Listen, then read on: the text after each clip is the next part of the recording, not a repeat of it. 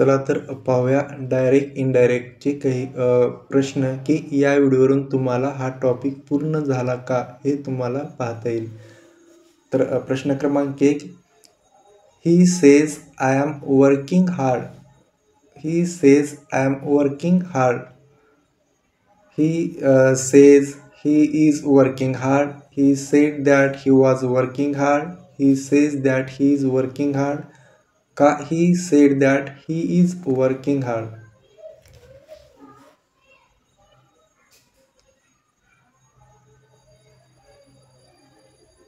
He says I am working hard. तर याचे उत्तर येईल he said that he was working hard.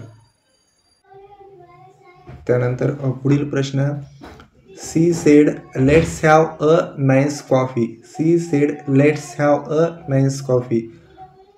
तर वाक्य लेट्सने वाक्याची सुरुवात झाली असेल तर कंजक्शन म्हणून दॅट वापरावे व त्यापुढील दे शुड असे लिहावे.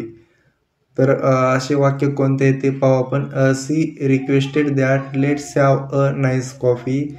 C suggested that they should have a nice coffee. नॉन त्यानंतर she said that let's have a nice coffee. तर याचे उत्तर येईल पर्याय क्रमांक 2. या वाक्यामध्ये दॅट शुड आहे.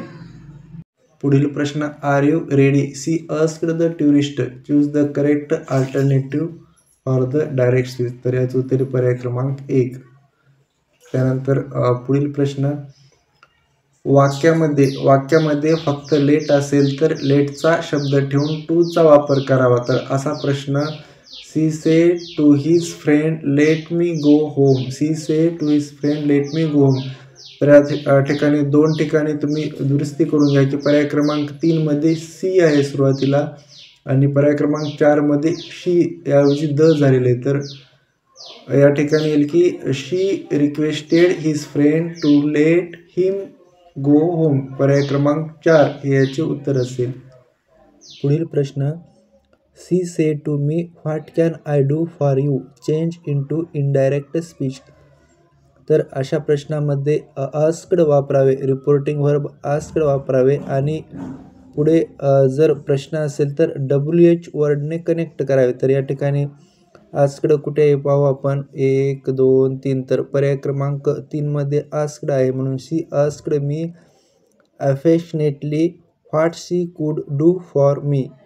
म्हणून याचे उत्तर येईल पर्याय क्रमांक 3 हे याचे उत्तर असेल. त्यानंतर the teacher sed 2 and 2 make 4.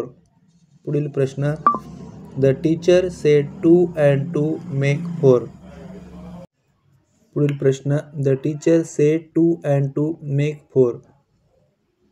The teacher say that 2 and 2 make 4. The teacher said that 2 and 2 makes 4. का the teacher said that 2 and 2 make 4. का the teacher says that 2 and 2 made 4. तर या प्रश्नाचे उत्तर येईल पर्याय क्रमांक 3. The teacher said that 2 and 2 make 4. त्यानंतर पुढील प्रश्न, she said don't tease my dog. तर डोंट असेल तर कंजक्शनच्या जागेवर नॉट टू वापरावे. तर आपण पाहू की नॉट टू पर्याय क्रमांक कोणता आहे. तर not to she warned that not to tease her dog. त्यानंतर she said not to tease my dog. या 2 मध्ये आहे. तर याचे उत्तर येईल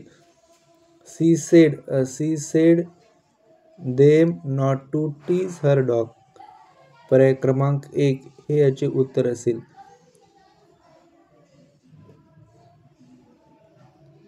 त्यानंतर पुढील प्रश्न, Rama said to Arjun go away change into indirect speech.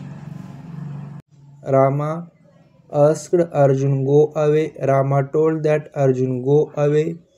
Rama ordered that Arjun should go away. का Rama ordered Arjun to go away. तर या प्रश्नाचे उत्तर येईल पर्याय क्रमांक 4. Rama ordered Arjun to go away. पर्याय क्रमांक 4 हे या प्रश्नाचे उत्तर असेल. त्यानंतर पुढील प्रश्न पाहू. The father said to his sons please be quiet. The father requested his son. तर अवतरण चिन्हात प्लीज असल्यास रिपोर्टिंग व्हर्ब रिक्वेस्टेड आहे का हे पाहावे. या ठिकाणी the father asked, the father asked, the father asked. तर या ठिकाणी सर्व ठिकाणी आस्क्ड आहे म्हणून या प्रश्नाचे उत्तर येईल पर्याय क्रमांक 1. The father requested his sons to be quiet. तर या प्रश्नाचे उत्तर असेल पर्याय क्रमांक 1. पुढील प्रश्न. Sahdev thought it must be my fancy.